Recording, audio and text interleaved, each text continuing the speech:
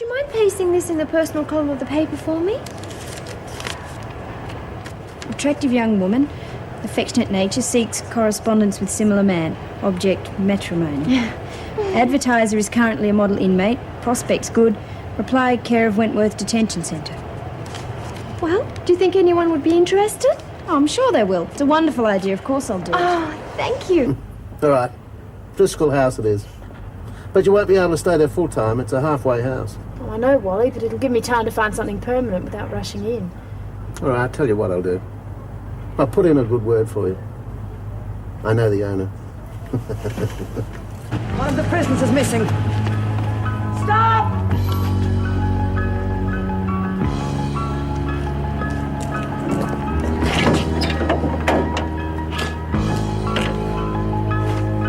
Stevens, surely you didn't think you could get away with that.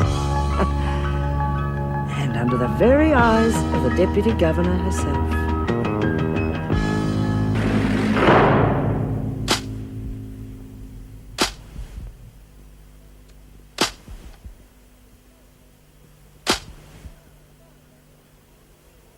So, you will appear before the VJ on an attempted escape charge, and you will also spend 24 hours in solitary. If it hadn't been for Miss Ferguson's foresight and experience in this matter, I can assure you the consequences would have been much more serious. Have you anything to say, Stevens? No. No, Mrs. Reynolds. No, Mrs. Reynolds. All right, that'll be all. Miss Ferguson, could I see you for a moment, please? Certainly, Governor. Officer Brown, would you wait with Stevens for a moment, please?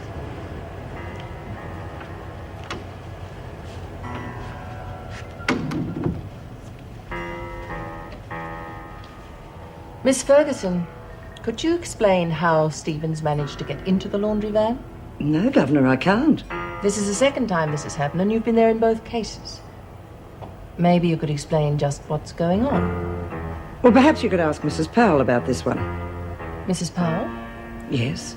She was the officer in charge at the time.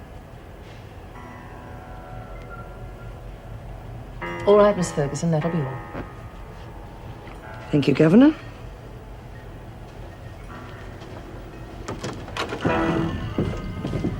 Oh, well, the Ritz it ain't, but you should be comfortable.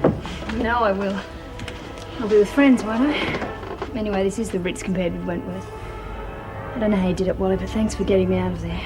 Thanks aren't necessary. All part of the service. Now, what we've got to do is get you a job, eh? Yeah. Can't very well go back to Rod's supermarket, can I? No. Don't worry, we'll find something. Look, I've got to go and get some clay for my pottery classes. I might as well pick up the afternoon papers. Okay. Is there anything I can do around here to help? Just make yourself at home. Judy will fit you into the Judy rosters when she gets back. Get to know our friends here, if you like. Not as bad as they look. See you later. Bye.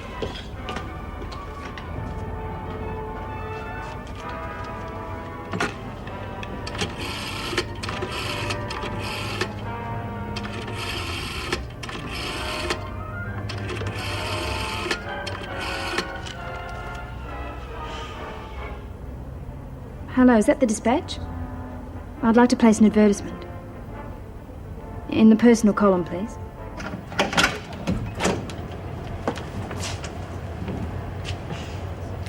Not quite what I expected for $2,000. Oh, you mustn't hold a grudge. Just think of it as a small lesson, Stevens, to let you know who's boss. You can go to hell. All right, Stevens, have it your own way. But you're not exactly topping the popularity stakes in here, are you? You need a friend. Once bitten, twice shy. Oh, I thought you might be interested in getting some of that money back. In here? Hardly worth my while. There's money to be made in here if you've got the right connections. And I suppose that's where you come into it. Right, first time. What's to stop me doing it by myself? Me. Perhaps you're right. I know I am. All right, what do you got in mind? I knew we'd understand each other. Oh, I understand you perfectly, Miss Ferguson. Good. Then you come up with some money-making schemes and I'll give you room to move. Brains and brawn. No need to ask which is which. What do you expect to get out of this? Oh, I think we can come up with something that's mutually satisfying. Don't you? Besides, you got plenty of time to think about it.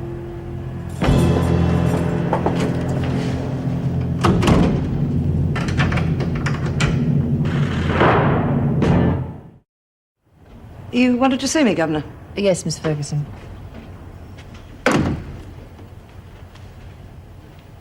This is a list of new cell allocations. Could you organise the move sometime today, please? Oh, Roberts and Stevens in the same cell? Is that a problem? Well, it could be, Governor. Stevens is quite unpopular with some of the women. My main reason for putting her in with Roberts. Well, Governor, I would have thought she'd be better off in a cell on her own.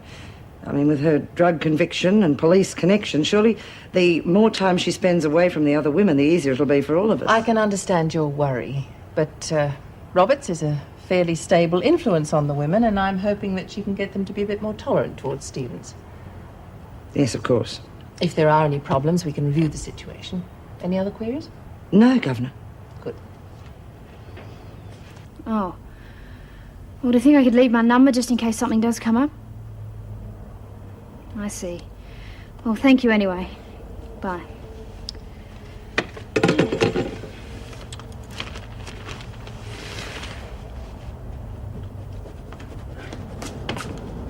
Hi.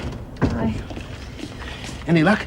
No, I think I must be a bit late on these morning ones. All the jobs have gone. Well, there's a lot of people out of work at the moment. Oh, I knew that before I left home. I just didn't think it'd be as bad as the paper said. Well, don't give up. Hang in there. Something will turn up. I hope so. Just don't seem to be many jobs around for people who can drive a tractor and milk cows, though. Half the problem is I don't even know what these jobs mean. Look at this one. Comptroller needed and hand finish. Well, what does a hand finisher do? They can't make them, they break them. Look, there must have been something else you did up at the farm apart from milk cows. I mean, did you cook? Oh, yeah, I love to cook. There you are, then. We'll look for a job in a restaurant. You look back through that lot. I'll have a look in the afternoon papers.